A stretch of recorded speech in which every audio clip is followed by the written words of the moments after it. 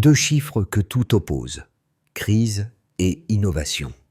Pourtant, au cœur du Sahel, ils avancent désormais côte à côte. Au Burkina Faso, les routes s'électrifient, les péages se digitalisent et les bus propres circulent sous la présidence d'Ibrahim Traoré. Là où régnait la défiance, s'installe la méthode. Prouver avant de promettre. Mais cette transformation silencieuse est-elle durable? Et si la modernité la plus solide n'était pas celle qu'on proclame, mais celle qu'on mesure, trajet après trajet? Dans le vacarme des crises, une question subsiste. Que se passe-t-il vraiment dans ce pays qui avance sans bruit? Sous la direction d'Ibrahim Traoré, le Burkina Faso ne cherche plus à fuir son image de nation en difficulté, mais à devenir un laboratoire africain de souveraineté moderne. Chaque borne solaire, chaque bus électrique, chaque péage automatisé n'est pas un gadget, mais une preuve mesurable qu'un État peut se reconstruire par la rigueur et la transparence. Les bénéfices sont concrets. Réduction des coûts de transport, lutte contre la corruption, circulation plus fluide, confiance restaurée entre institutions et citoyens. Les avantages symboliques, eux, dépassent les frontières. Redonner à l'Afrique la capacité d'expérimenter et d'innover par elle-même. Mais l'expérience est risquée. Ressources limitées, tensions sécuritaires, attentes sociales fortes. Un faux pas et le modèle s'effondre. Pourtant, si ce pari tient, il pourrait redéfinir l'idée même du développement africain. Non plus une course à l'aide extérieure, mais une démonstration de compétences internes, lente et méthodique. Petite révélation. En un an, 155 bus électriques ont été livrés sur les 500 commandés, accompagnés de dizaines de bornes de recharge solaire à Ouagadougou. Ce chiffre, modeste en apparence, marque un changement de paradigme. Sous Ibrahim Traoré, la transition burkinabé cesse d'être une promesse et devient un protocole mesurable.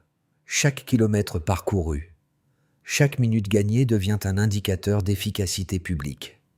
Cette mutation ne surgit pas du hasard. Après des années d'instabilité et de budget opaque, le gouvernement a choisi une voie pragmatique. Digitaliser les péages, réduire les pertes de 15%, suivre les recettes en temps réel. L'objectif n'est plus de séduire les bailleurs, mais de prouver à la population que l'État fonctionne encore. Quand un conducteur franchit un portail automatisé ou qu'un étudiant monte dans un bus neuf, il voit l'effet immédiat de la réforme. Moins d'attente, plus de transparence, plus de temps pour apprendre ou produire. Dans un Sahel saturé de récits de crise, cette approche tranche. Le Burkina Faso, longtemps périphérique, devient un terrain d'expérimentation. Ici, la croissance se mesure en volts, en kilomètres et en confiance retrouvée. Rien n'est spectaculaire, mais tout est tangible. Et c'est peut-être cela, la véritable révolution d'Ibrahim Traoré, avoir remplacé le discours par la démonstration. Dans les rues de Ouagadougou, la transition ne se lit pas seulement dans les rapports officiels. Elle s'incarne dans des visages. Celui de Souleymane, étudiante en économie, qui raconte qu'avant les réformes d'Ibrahim Traoré, il pédalait plus de 30 minutes chaque matin pour rejoindre son université. Aujourd'hui, il monte dans un bus électrique flambant neuf, et le trajet ne dure plus que 10 minutes. 20 minutes gagnées, une énergie conservée, un symbole vivant d'efficacité retrouvée.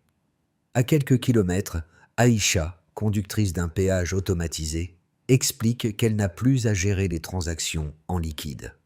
Tout passe par le système. Les chiffres sont justes. Les routes se financent d'elles-mêmes. Son témoignage résume la nouvelle philosophie du pays. Transformer la transparence en moteur économique. Derrière la technologie, il y a un apprentissage collectif, celui de la confiance. Ces récits, juxtaposés, esquissent un pays qui réapprend à fonctionner par le bas, à travers des gestes simples. Payer, circuler, arriver à l'heure. L'impact dépasse les statistiques. Il touche le rythme quotidien. Le temps libéré devient capital social. Le trajet plus sûr devient promesse d'avenir. Ce n'est pas une utopie, c'est une lente reconquête de la normalité. Et si, finalement, la révolution d'Ibrahim Traoré n'était pas spectaculaire mais méthodique? Tout commence à l'aube, un matin d'octobre 2025. Le gouvernement d'Ibrahim Traoré annonce la réception des 155 premiers bus électriques sur les 500 commandés. À première vue, ce n'est qu'une livraison logistique. En réalité, c'est le point d'inflexion d'une politique qui choisit la preuve par l'exemple. Dans les rues de Ouagadougou, les véhicules flambant neufs remplacent peu à peu les minibus vétustes. Les chauffeurs découvrent la climatisation. Les passagers redécouvrent la ponctualité. Une scène banale ailleurs. Ailleurs, révolutionnaire ici. Quelques jours plus tard, le premier péage automatique du pays est mis en service. Les barrières s'ouvrent sans monnaie. Les données de passage s'enregistrent en temps réel. Les détournements chutent. La traçabilité s'impose. Pour la première fois, une route finance sa propre maintenance. Là où il y a la route, il y a le développement, répètent les ingénieurs du ministère. Ce leitmotiv devient presque une devise nationale. Puis viennent les bornes solaires, installées sur les grandes artères. Chacune symbolise l'indépendance énergétique. Une moto électrique consomme 0,5 km par jour, 10 fois moins qu'un véhicule thermique. La dépendance au carburant importé se réduit. Ce qui paraissait utopique devient une équation simple. Moins de dépenses, plus d'autonomie. Dans ce mouvement coordonné, rien n'est laissé au hasard. Les projets avancent par séquence. Énergie, transparence, mobilité. 3 axes imbriqués qui redéfinissent la fonction de l'État. Là où le discours politique se contentait de promettre, Ibrahim Traoré impose un calendrier, des chiffres, des résultats. Les administrations locales apprennent à travailler par indicateurs, non par habitude. Les universités s'associent à des start-up d'énergie verte. Les collectivités adaptent leur budget à la réalité du terrain. Mais la transformation n'est pas qu'économique. Elle est culturelle. Chaque ticket scanné, chaque borne allumée, chaque bus à l'heure crée un réflexe nouveau. L'efficacité peut devenir une habitude. La jeunesse, souvent désenchantée, redécouvre le sens du collectif. Les conversations changent. On parle de trajets, de temps gagné, d'air plus propre. Bien sûr, le défi reste immense. Les provinces avancent plus lentement que la capitale. La sécurité demeure fragile. Mais le ton a changé. Le Burkina Faso n'attend plus la permission d'évoluer. Il s'y engage. Et dans cette dynamique, Ibrahim Traoré apparaît moins comme un sauveur que comme un chef d'orchestre patient, réglant chaque tempo de la modernisation. La séquence est claire. L'activation, le sommet, la résonance. Ce n'est plus un pays qui subit son histoire. C'est un pays qui la fabrique, pas à pas, bus après bus, borne après borne. Dans le tumulte sahélien, cette lenteur méthodique devient peut-être le rythme le plus révolutionnaire de tous. 3 chiffres suffisent à comprendre la transformation engagée sous Ibrahim Traoré. 3 deltas précis, mesurables, qui traduisent une méthode. Partir du concret, corriger l'écart, prouver par le résultat. D'abord, il faut considérer le temps.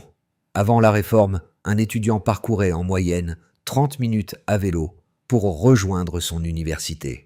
Depuis l'arrivée des bus électriques, ce même trajet se fait en 10 minutes. Baseline, 30, delta, 20, appliqué à des milliers de trajets quotidiens, cela représente des heures de productivité rendues. À la jeunesse, 20 minutes gagnées, c'est 20 minutes d'apprentissage, de repos ou de création. La mobilité devient capital humain. Ensuite, on remarque la transparence budgétaire. Dans l'ancien système manuel, jusqu'à 15% des recettes routières se perdaient entre perception et centralisation. Avec la digitalisation des péages, ces pertes tombent presque à zéro. Baseline, opacité partielle, delta, contrôle intégral. Les données sont désormais suivies en temps réel. Chaque ticket scanné, chaque passage enregistré devient un micro-acte de confiance restauré. Ce n'est plus un État qui surveille, c'est une communauté qui se rend des comptes à elle-même. Enfin, on peut noter la consommation énergétique. Une moto électrique burkinabé consomme 0,5 kg par jour, soit 10 fois moins qu'un véhicule thermique équivalent. Baseline, dépendance, delta, autonomie. En réduisant la facture pétrolière et les émissions, le pays transforme un coût en levier stratégique. L'énergie solaire, disponible et locale, devient un outil de souveraineté plus qu'une simple innovation technique. Pris isolément, ces chiffres semblent modestes. Ensemble, ils forment une équation d'efficacité. Produire localement, gérer proprement, circuler librement. L'approche d'Ibrahim Traoré s'éloigne du discours incantatoire. Elle repose sur la précision, la mesure et la répétition. Les macro-indicateurs restent prudents, mais la microéconomie urbaine, elle, progresse. Les habitants sentent la différence. Moins d'attente, plus de visibilité, plus de cohérence. Cette logique quantitative n'est pas froide. Elle réhabilite le lien entre citoyens et politiques. Dans un contexte sahélien souvent miné par le fatalisme, montrer un progrès tangible, même minime, devient un acte politique fort. Ibrahim Traoré ne promet pas le miracle, il instaure la méthode.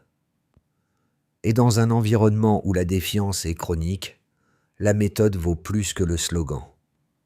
En observant ces indicateurs se stabiliser, on comprend que la révolution du Burkina Faso ne se mesure pas en années, mais en preuves accumulées. Ce qui change ici, ce n'est pas seulement l'économie, c'est la culture de la responsabilité publique. Les sceptiques ne manquent pas. Pour eux, la modernisation impulsée par Ibrahim Traoré n'est qu'une vitrine politique. Ils soulignent que les bus électriques, les péages automatisés ou les bornes solaires ne concernent encore qu'une fraction de la population, concentrée dans la capitale. Les provinces, elles, restent isolées. Les routes en latérite dominent. Les zones rurales peinent à suivre. Le progrès visible cache des fractures invisibles, avertit un économiste burkinabé. Leur argumentation repose sur 3 points. La fragilité du financement, la dépendance à des partenaires techniques étrangers et la lenteur de diffusion des infrastructures hors de Ouagadougou. Dans un contexte sécuritaire instable, ces réserves paraissent légitimes. Comment maintenir un programme d'électrification quand certaines routes ne sont même pas sécurisées? Comment parler d'innovation quand le budget de la santé reste sous pression? Mais la riposte du gouvernement est tout aussi rationnelle. D'abord, les financements extérieurs sont conçus comme des leviers, non comme des béquilles. Chaque projet doit générer un retour local mesurable. Ensuite, la digitalisation réduit les coûts de supervision et sécurise les recettes internes. Enfin, le principe directeur reste la résilience graduelle. Avancer à petite échelle, prouver, reproduire. Là où d'autres misaient sur la promesse, Ibrahim Traoré parie sur la répétition contrôlée. Le Stillman, c'est donc l'argument inverse. Cette lenteur n'est pas un signe de faiblesse, mais une stratégie d'endurance. Le pays apprend à durer plutôt qu'à briller, car au Sahel, la vitesse a souvent conduit à l'effondrement. Ici, la patience devient politique. Ce n'est pas l'ampleur qui compte, mais la continuité. Et si, au fond, la modernisation du Burkina Faso ne se mesurait pas à la taille des chantiers, mais à la persévérance d'un État qui refuse d'abandonner la cohérence. Une phrase suffit. Le Burkina Faso respire de nouveau. Cette respiration, discrète mais réelle, marque le milieu du parcours. Après 2 années de réformes tangibles, la transition d'Ibrahim Traoré atteint son point d'équilibre. Ni euphorie, ni recul, mais une stabilité conquise à la force des chiffres. Dans les ruelles de Ouagadougou, les bus climatisés côtoient les vieilles mobylettes. Les bornes solaires diffusent une lumière tiède au crépuscule. L'image est simple, presque anodine, mais elle résume une mutation silencieuse. La modernité ne vient plus de l'extérieur. Elle pousse du sol. La capitale devient une vitrine d'endurance, non de spectacle. Ce changement de rythme agit comme un révélateur. Les infrastructures cessent d'être des objets politiques pour devenir des outils sociaux. Chaque arrêt de bus, chaque ticket scanné témoigne d'un État qui s'exerce à la fiabilité. Et si cette constance valait plus que la croissance? Peut-être qu'au cœur du Sahel, la véritable révolution n'est pas énergétique ni numérique, mais culturelle, celle d'un pays qui choisit enfin la rigueur comme langage commun. Les effets de la transformation burkinabé se déploient désormais à 4 niveaux: l'État, les entreprises, les citoyens et la région. Chacun en ressent les secousses, tangibles ou symboliques, comme les répercussions d'un même mouvement de fond. Pour l'État, la digitalisation des péages a créé un précédent administratif. Les recettes routières sont traçables, les audits accélérés, les investissements mieux ciblés. Là où l'opacité nourrissait la méfiance, la transparence fonde une nouvelle légitimité. Ce n'est pas un miracle, c'est un retour à la responsabilité. Le gouvernement d'Ibrahim Traoré montre qu'il peut livrer des résultats mesurables sans dépendre d'une tutelle extérieure. La souveraineté cesse d'être un discours pour devenir une méthode. Pour les entreprises, la modernisation des routes et la fiabilité du transport ouvrent des corridors logistiques inédits. Les coûts de livraison chutent, les retards diminuent, les marchés intérieurs s'élargissent. Les investisseurs, autrefois prudents, commencent à revenir. Le secteur privé retrouve une marge d'initiative. Là où les infrastructures publiques s'améliorent, la productivité suit. Dans cette symbiose, l'économie locale respire mieux, littéralement. Pour les citoyens, le changement est intime. Les étudiants arrivent à l'heure, les travailleurs économisent du temps, les familles circulent plus sereinement. Les bus deviennent un espace de dignité retrouvée, climatisé, ponctuel, accessible. Les infrastructures ne sont plus des symboles lointains, mais des outils de vie quotidienne. Le pays semble réapprendre la ponctualité, valeur simple mais révolutionnaire dans une société marquée par l'attente. Pour la région enfin, l'impact est géopolitique. Le Burkina Faso prouve qu'un État sahélien, même sous pression sécuritaire, peut se relever par l'innovation interne. Ce modèle inspire les voisins du Niger et du Mali, qui observent avec prudence mais curiosité. La discipline technologique devient contagieuse. Et si la stabilité du continent commençait ici, dans la rigueur d'un bus à l'heure et la clarté d'un compte équilibré? Ces 4 cercles d'impact tissent un même récit, celui d'une cohérence retrouvée. Ibrahim Traoré, sans chercher à séduire, a replacé le concret au centre du politique. Et dans un monde saturé de promesses, cette sobriété méthodique devient une forme nouvelle de leadership africain. L'avenir du Burkina Faso, sous Ibrahim Traoré, se dessine entre prudence et promesse. 3 trajectoires se dégagent, comme 3 versions possibles d'un même pari collectif. Dans le scénario principal, la continuité, les projets en cours, bus électriques, péages automatisés, bornes solaires, suivent leur calendrier sans heures majeures. La croissance reste modeste mais stable, soutenue par une fiscalité plus claire et des recettes domestiques mieux contrôlées. Les partenaires régionaux observent sans interférer. Dans ce cadre, le pays s'installe dans une zone de confiance. Pas encore un miracle, mais déjà la fin de la fragilité chronique. Dans le scénario le plus favorable, l'accélération. Les financements panafricains se multiplient, les universités locales s'allient aux start-up d'énergie verte et le Burkina devient un hub d'innovation décentralisé. La jeunesse technique du Sahel s'y forme, attirée par un écosystème cohérent. Ouagadougou se transforme alors en vitrine continentale. Cette trajectoire suppose un équilibre subtil entre ambition technologique et stabilité sociale. Si elle réussit, le pays incarnera la première renaissance industrielle du Sahel, fondée sur la frugalité. Dans le scénario plus difficile, le ralentissement. Les tensions sécuritaires s'intensifient, les financements se figent, la logistique se grippe. Le souffle collectif s'essouffle non par manque de volonté, mais par fatigue structurelle.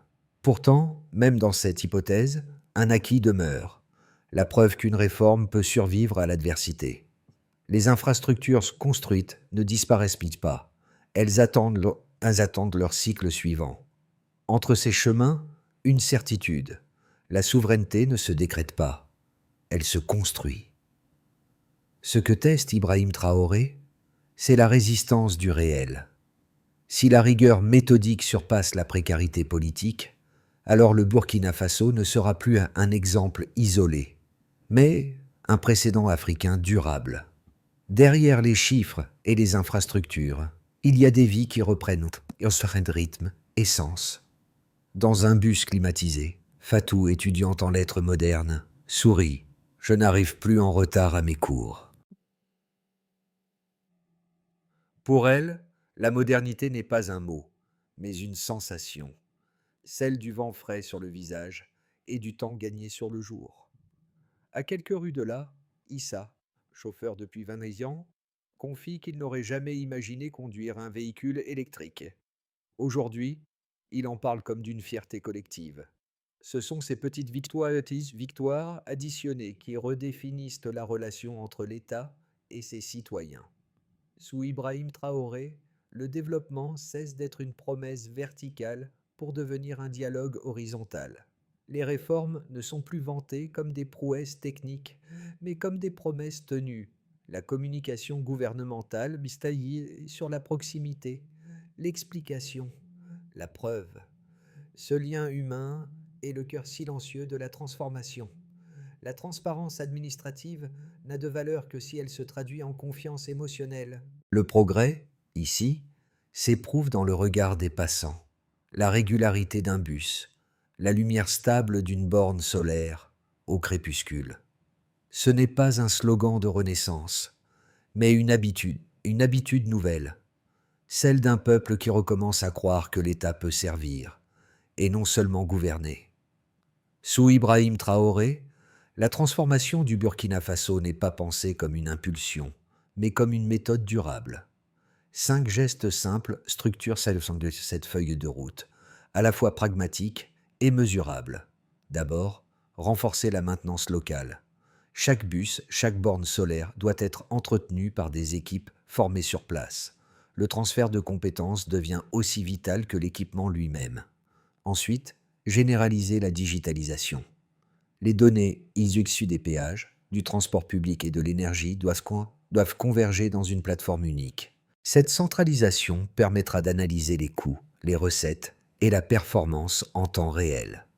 Puis, impliquer les universités, les écoles d'ingénieurs et instituts techniques peuvent devenir les incubateurs d'innovation adaptés au climat sahélien. Former sur place, c'est garantir la continuité.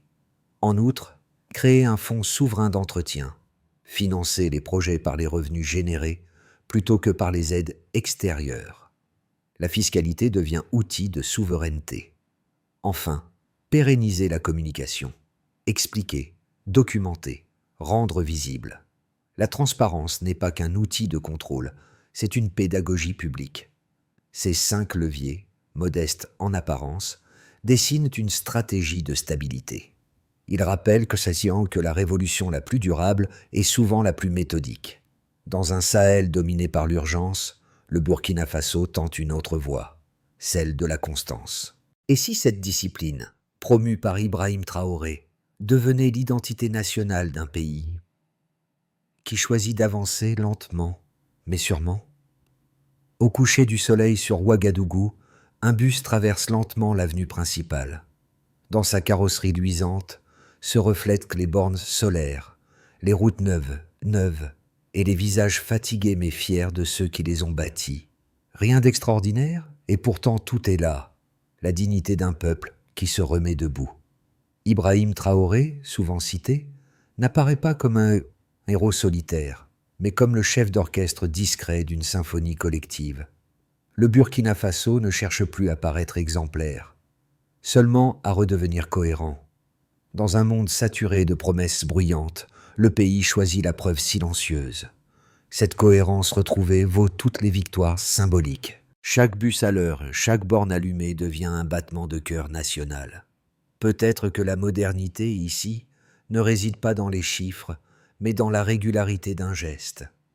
Et si le véritable progrès n'était pas spectaculaire, mais régulier, si l'avenir du Sahel commençait par la ponctualité d'un bus, Ibrahim Traoré l'a compris. La grandeur d'un État se mesure parfois à la constance de ses petites victoires. L'histoire du Burkina Faso, telle qu'elle s'écrit aujourd'hui, n'appartient pas qu'à ses dirigeants. Elle se compose de milliers de gestes quotidiens, un ticket validé, un moteur rechargé, une route entretenue.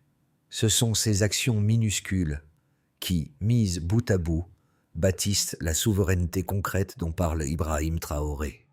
Le progrès n'a pas besoin de slogans, il demande de la discipline partagée. Pourtant, une question demeure ouverte. Cette rigueur silencieuse peut-elle résister au temps ? La stabilité d'un État ne se décrète pas, elle se cultive collectivement. Chaque citoyen, chaque entrepreneur, chaque étudiant devient un maillon de cette endurance. Si le Sahel doit retrouver confiance, peut-être commencera-t-elle ici, dans la constance d'un bus à l'heure, dans la lumière d'une borne qui ne s'éteint plus. Et vous, que voyez-vous dans cette lente révolution ? Un simple projet technique ou le signe qu'une nation apprend enfin à tenir parole